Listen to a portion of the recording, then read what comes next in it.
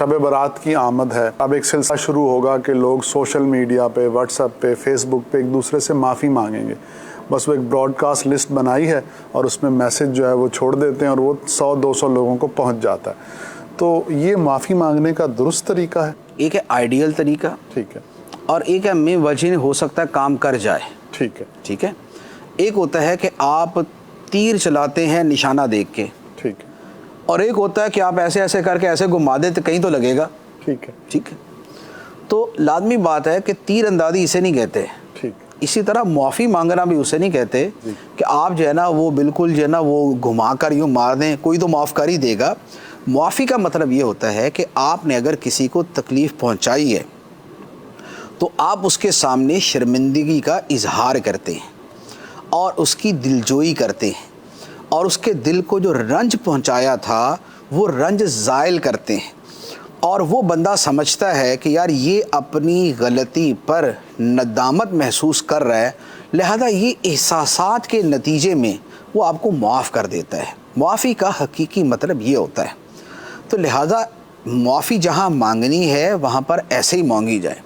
ये जो बिल्कुल ही जो है ना वो तीर तुक्के वाली माफ़ी है, किसी जगह फ़ायदा दे भी सकती है कि जहाँ पर बंदों ने हुकूक ऐसे एक दूसरे के ज़ाय नहीं किए हुए, लेकिन पता नहीं है कि पता नहीं किसका हक़ ज़ाया किया हुआ, और बहुत बड़ी और 200 बंदों से जुदा जुदा माफ़ी मांगना बज़ाहिर मुश्किल होता है और इतनों की हक़ तलफ़ी की भी नहीं होती, तो बंदा सबको मैसेज कर देता है, फिर जो माफ़ कर दे तो माफ़ी भी हो जाती है। तो यूँ एक सर्टन लेवल तक, एक हद तक ये शय अपनी जगह मुफीद है।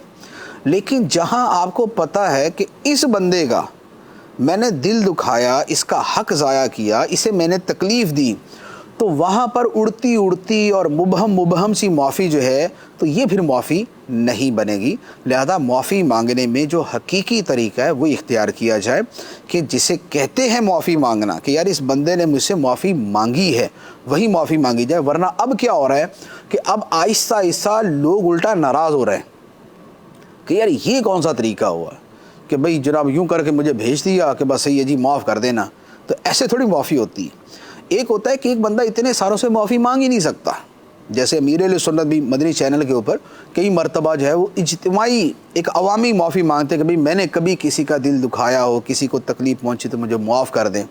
वजह ज़ाहिर है कि अमीर सुन्नत लोगों को जानते नहीं हैं और किसका जाने अनजाने में क्या हो गया उसका पता नहीं होता।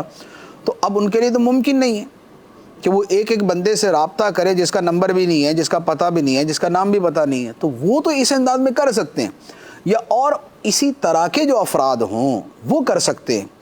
लेकिन ये नहीं है कि पूरे महल्ले को पूरा साल तंग करके रखा और पूरे जना रातें उनकी बर्बाद की और शोर शराबा किया, और अब आप जनाब जिसको कहते हैं ना कि बस वो अंडर द टेबल छोटी सी माफ़ी आगे बढ़ा दें कि जनाब माफ़ कर दें, ये माफ़ी नहीं है। ये